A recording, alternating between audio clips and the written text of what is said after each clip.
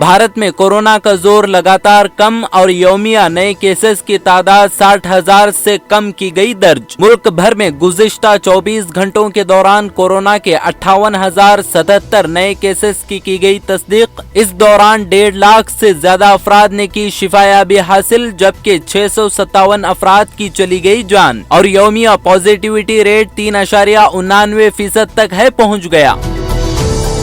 Share बाजार में भूचाल, रवां हफ्ते का आखिरी कारोबारी दिन स्टॉक मार्केट के लिए साबित हो रहा है बुरा। मकामी स्टॉक मार्केट न सिर्फ 3 दिन की तेजी से महरूम बल्कि सबसे बड़ी गिरावट की जद में भी आया। जैसे ही बाजार खुला, सेंसेक्स 500 पॉइंट से गिर गया और कुछ ही देर में 1000 पॉइंट्स तक नीचे आ गया। वहीं निफ्टी भी खराब हालत में। हाल ही में दर्ज कंपनी जोमेटो का स्टॉक आज फिर है भारी खसारे में। कर्नाटक में चल रहे हिजाब मसले पर चीफ जस्टिस ऋतुराज अवस्थी की बेंच ने समाअत पीर तक कर दी मुलतवी और हुक्म दिया कि रियासत में सभी तालीमी इदारों को जल्द खोला जाए। साथ ही कहा कि हतमी फैसला सादिर होने तक किसी भी धर्म के लिबास पहनकर हाजिरी ना दी जाए। उन्होंने ये भी कहा कि पीर से हर दिन समाअत होगी और जल्द मामले को किया जाएगा हल।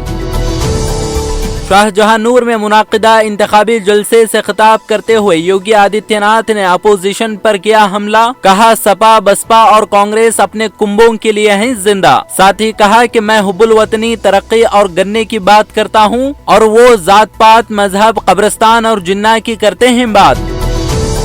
कर्नाटक के स्कूलों में हिजाब पहनने पर पाबंदी को लेकर सुप्रीम कोर्ट ने अर्जी पर जल्द समाअत करने से किया इनकार। कर्नाटका हाई कोर्ट में दाखिल तमाम अर्जियों को अदालत उज़्मा में मुंतकिल करने की गई थी दरखास्त। सीनियर एडवोकेट कपिल सिब्बल ने मामले को चीफ जस्टिस के सामने मेंशन करते हुए समाअत करने पर दिया जोर। चीफ जस्टिस ने कहा कि पहले हाई कोर्ट फैसला करे, हमारा मुदाखलत करना नहीं होगा दुरुस्त।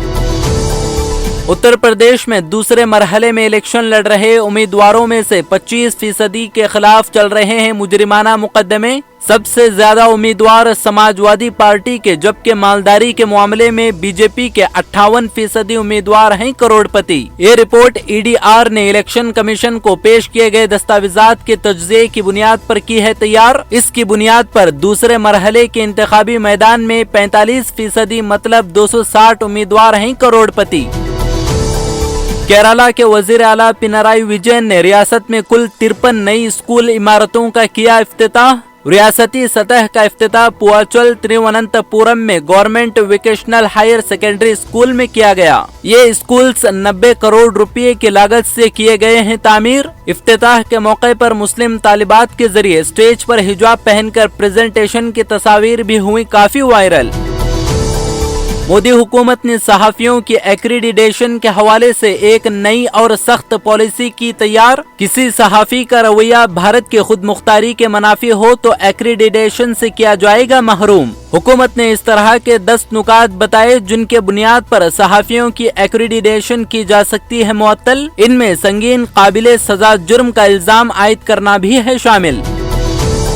13 साल की तवील सुनवाई के बाद अहमदाबाद बम धमाकों के 77 मुलजिमीन में से 28 अफराद को कर दिया गया बरी। अलबत्ता 49 अफराद को खाती बताकर दिया गया मुलजिम करार। जमीयत उलमाए हिंद ने 49 मुलजिमीन को खाती करार देने के फैसले पर किया बेइत्मीनानी का इजहार। साथ ही इस फैसले को अहमदाबाद हाई कोर्ट में चैलेंज करने का किया गया ऐलान।